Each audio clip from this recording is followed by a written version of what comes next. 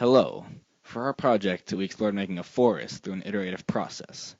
Our main focus was finding out if the patterns found in our iterative forest were similar to those found in actual forests. But what does that have to do with fractals, you wonder? A fractal, by definition, is a mathematical phenomenon that has self-similar pieces which are created through iteration, just like our forests were. An iteration is a process of inputting the previous output into the same equation to get a new output over and over. Of course our forests aren't fractals, but they are closely related because of the iterative process in which they are both formed. All of our forests were created by starting with a singular tree, and then by repeatedly rolling a die, we grew the rest of the forest.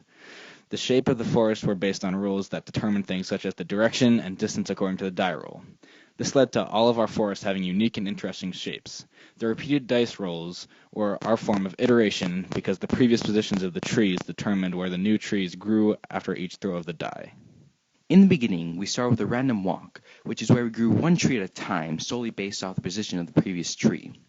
This created cool shapes, but did not form any patterns and did not model the growth of real forests at all. Next, we tried a new method, which we'll call the forest growth model.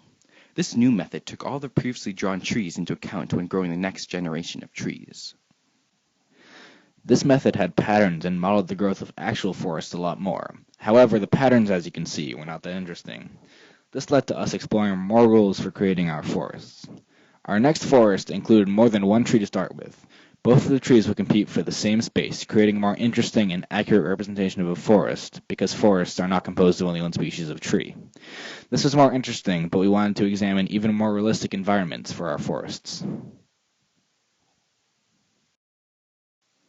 This led us to adding a river as an obstacle that the trees had to grow around. To create our river, we connected it back to our first trials where we used a random walk. Again, we used two different trees at the start. The new river design led to even less space, more competition, and a cooler pattern at the end. After creating the real forest, we still wanted to connect it to more real forests. After doing some more research, we learned that the forest fires are actually very important to the growth of forests.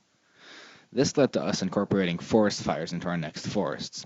After growing the forest, every space with a tree on it was eligible to grow a new tree after the fire had destroyed the forest. In real life, the seed that would create a new tree may have been destroyed as well, so we rolled a dice with a small chance that the dead tree would be replaced. After growing the new trees, a new forest was able to grow. This forest grew much more rapidly than the previous forests, because there were many more trees to grow from at the start. Our model represents a healthy forest. The pattern of birth and rebirth is seen in all forests and allows many different species of tree to thrive.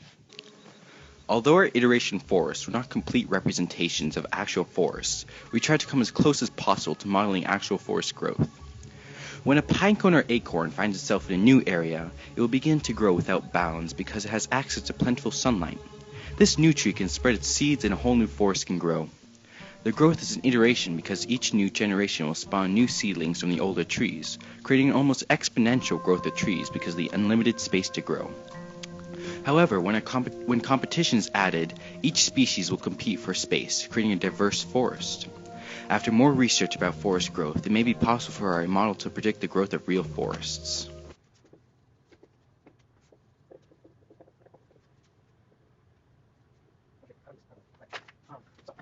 My name is Kent Ritterboy Kowal, and I approve this message.